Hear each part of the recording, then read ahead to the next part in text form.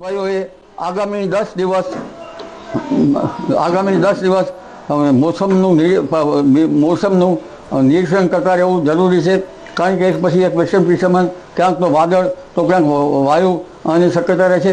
પરંતુ તારીખ 28મી માર્ચથી 2 એપ્રિલ સુધીમાં એક મજબૂત પશ્ચિમ વિક્ષોભ આપતા તેના કારણે દેશના ઉત્તરીય પર્વતીય પ્રદેશોમાં બરફવર્ષા થવાની શક્યતા છે અને ઉત્તર ભારતના કેટલાક ભાગમાં સખ્ત પવનના તોફાનો અને ગાજવીજ સાથે વરસાદ થવાની શક્યતા છે. ત્યાંની અસર રાજસ્થાનના સંલગ્ન ગુજરાતના ભાગોમાં પણ થવાની શક્યતા છે, જેમાં મહેસાણાના પાટણના કેટલાક ભાગો, આ ઉપરાંત સાબરકાંઠાના ભાગો, અરવલ્લીના ભાગોમાં અને બનાસકાંઠાના ભાગોમાં લગભગ અનસિઝનલ વરસાદ થવાની શક્યતા છે. કમોસમી વરસાદ અને લગભગ મધ્ય ગુજરાતના ભાગો, કચ્છના ભાગો તેમજ પશ્ચિમ સૌરાષ્ટ્રના ભાગો, સૌરાષ્ટ્રના અન્ય ભાગોમાં પણ હવામાનમાં પલટો આવશે અને વરસાદ થવાની શક્યતા રહેશે. દક્ષિણ ગુજરાતનું હવામાન પલટાઈ શકે છે. ગુજરાતમાં 40 થી 55 કિલોમીટરની ગતિએ પવનો ફૂંકાઈ શકે છે.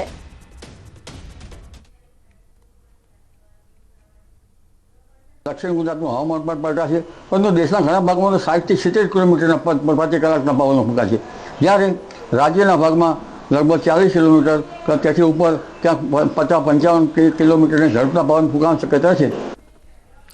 તો ખેડૂતોના ઊભા પાક પણ ખરી જવાની શક્યતા છે.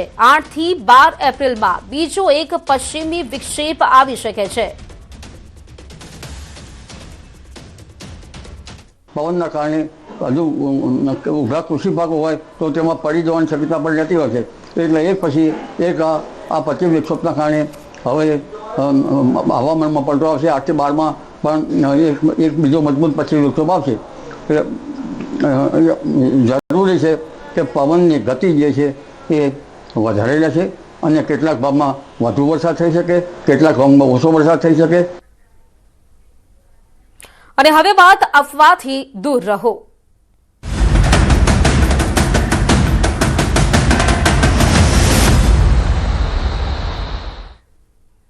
તો એલપીજી સાથે વધુ એક જહાજ કંડલા બંદરે પહોંચશે. આજે કંડલા આવશે જગવસંત જહાજ.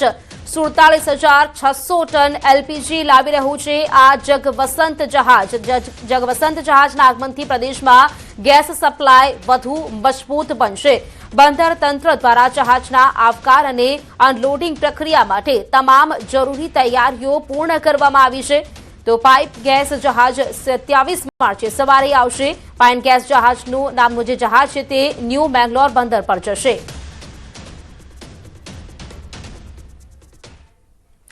દ્વારકાના રૂપેણ બંદર વિસ્તારમાં ચાલી રહેલા ગેરકાયદે ગેસ રિફિલિંગ કૌભાંડનો પોલીસે પર્દાફાશ કર્યો છે.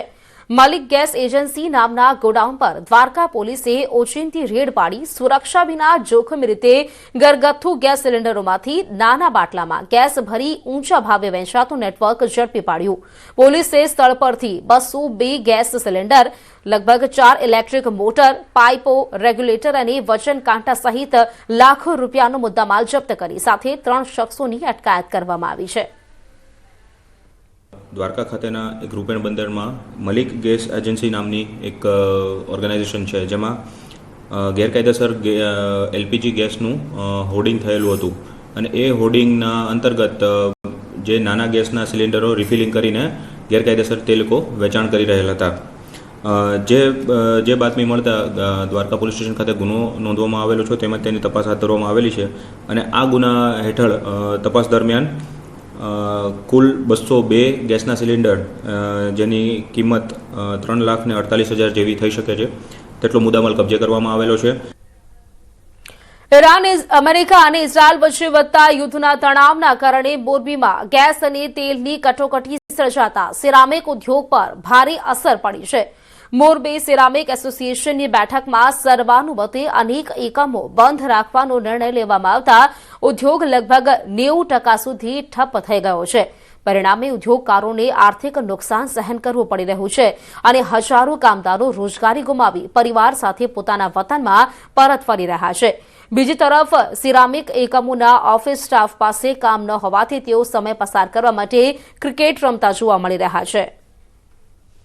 ઇઝરાયલ, ઈરાન અને અમેરિકાના યુદ્ધને લઈને મોરબીના સિરામિક ઉદ્યોગ ઉપર ગંભીર અસરો જોવા મળી રહી છે. પ્રોપેન ગેસ અને ગુજરાત ગેસની અછતને કારણે મોરબીના 90%થી વધારે સિરામિક ઉદ્યોગો છે તે ઠપ થઈ ગયા છે. મોરબીના જે સિરામિક એકમો છે, જે લેક્સસ ગ્રેનાઇટો છે, જેનો અત્યારે ઓફિસ સ્ટાફ છે તે પોતાનો સમય પસાર કરવા માટે ત્યાં ક્રિકેટ રમી રહ્યો છે. આપ દ્રશ્યો જોઈ રહ્યા છો, જે કમ્પાઉન્ડના દ્રશ્યો છે જ્યાં સિરામિકની ટાઇલ્સો બનતી હોય તે કમ્પાઉન્ડના દ્રશ્યો આપને બતાવવાના પ્રયત્ન કરી રહ્યા છીએ, જ્યાં અત્યારે ઓફિસ સ્ટાફ છે જે તે પોતાનો સમય પસાર કરવા માટે ક્રિકેટનો સહારો લઈ રહ્યા છે. કેમેરામેન સાથે Ravi Bhadaniya, news 18 Gujarati, Morbi. Iran Israel યુદ્ધના વચ્ચે ન્યૂઝ 18ની ટીમ ઇઝરાયલ અને લેબનોન વચ્ચે આવેલ રોશ હાર્નિકા બોર્ડર પર પહોંચી. ઐતિહાસિક રીતે પણ આ સ્થળ અત્યંત મહત્વ ધરાવે છે, કારણ કે 23 માર્ચ 1949ના રોજ અહીં ઇઝરાયલ અને લેબનોન વચ્ચે યુદ્ધ વિરામ કરાર પર હસ્તાક્ષર કરવામાં આવ્યા હતા. આ કરાર અનુસાર ઇઝરાયેલે 14 લેબનીઝ ગામોમાંથી પોતાના દળો પાછા ખેંચ્યા હતા, જ્યારે લેબનીઝ સેનાએ રોશ હાનિકા વિસ્તાર ખાલી કર્યો હતો. ईरान और इसराइल के दरमियान युद्ध जारी है. इसी बीच न्यूज 18 इंडिया की टीम पहुंची है लेबनान बॉर्डर पर.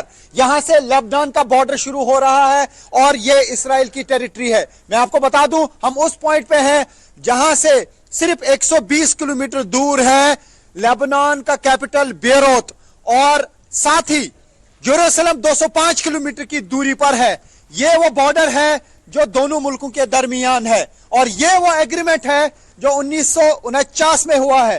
मैं विजय को कहूं थोड़ा सा आगे आए. यहां पे आप देख सकते हैं द इसराइल लेबनान आर्मिस्टाइज एग्रीमेंट जो 1949 में हुआ था, और इसी पॉइंट पे ये एग्रीमेंट हुआ था, और इसमें कहा गया था कि जो IDF will pull back from 14 villages in South Lebanon as well as the Lebanese army withdrawal from Rosh Hanikara. ये रोश हनीकारा एरिया है बेरूत, यानी बहुत अहम शहर जहां पे आजकल लगातार बमबारी हो रही है इस्राएली फोर्सेस की तरफ से. वो सिर्फ 120 किलोमीटर की दूरी पर है, और ये है बॉर्डर लाइन, यानी उस पार जो है लेबनान की टेरिटरी है और इस पार इसराइल की टेरिटरी है.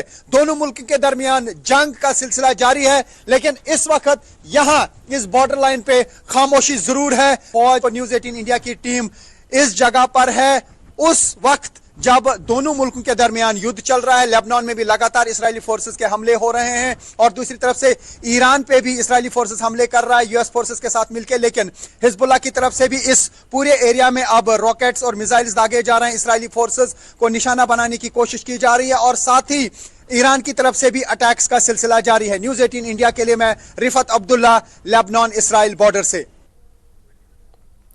તો રોશ હાર્નિકા બોર્ડર પરથી આ ગ્રાઉન્ડ રિપોર્ટ આપી છે અમારા સંવાદદાતા રિફત અબ્દુલ્લાહનો આ રિપોર્ટ હતો. આ એ બોર્ડર છે જ્યાં કરાર થયા હતા, હસ્તાક્ષર થયા હતા. 1949ના યુદ્ધ વિરામ બાદ ત્યાં કરાર થયો હતો. સમાચારોમાં સમય છે બ્રેકનો. રોકાય છે એક બ્રેક માટે.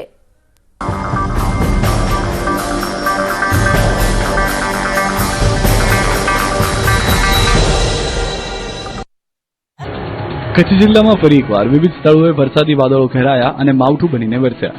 જાણે કે ચોમાસું જામ્યું હોય એમ કચ્છના કેટલાક વિસ્તારોમાં કમોસમી વરસાદ ખાબક્યો. ભુજ અને અંજાર તાલુકાના ગ્રામ્ય વિસ્તારોમાં પડેલા માવઠાના દ્રશ્યો છે. ભુજના માધાપર, ભુજોડી સહિત આસપાસના વિસ્તારોમાં બપોર બાદ વાતાવરણ પલટાયું અને વરસાદી ઝાપટા પડ્યા. માધાપર અને કાલિદ તલાવડી કેટલાક સ્થળોએ તો કરા સાથે વરસાદ ખાબક્યો. આ તરફ અંજારના ખોખરા તેમજ આસપાસના વિસ્તારોમાં માવઠું પડતા ખેડૂતોની ચિંતામાં વધારો થયો. ભુજના માધાપરમાં પણ બપોર બાદ અચાનક જ વાતાવરણ પલટાઈ ગયું. માધાપર હાઈવે વિસ્તારમાં વરસાદી ઝાપટું પડતા ચોમાસા જેવો કાટ ઘડાયો. અચાનક વાતાવરણમાં પલટા બાદ ગ્રામ્ય વિસ્તારમાં કમોસમી વરસાદ વરસતા ખેડૂતના પાક પર ખતરો મંડાયો છે. મહત્વનું છે કે માર્ચના અંતે હવામાન વિભાગે કચ્છ સહિત રાજ્યના કેટલાક વિસ્તારોમાં માવઠાની આગાહી કરી છે. હજુ નથી ગયું માવઠાનું સંકટ. માર્ચના અંતે ખાબકી શકે છે કમોસમી વરસાદ. રાજ્યના ખેડૂતો પરથી આકાશી આફત હટવાનું નામ નથી લઈ રહી. હજુ ખેડૂતો માવઠાના મારમાંથી બહાર આવે એ પહેલા ફરી આફતના વાદળો ઘેરાવાની તૈયારીમાં છે.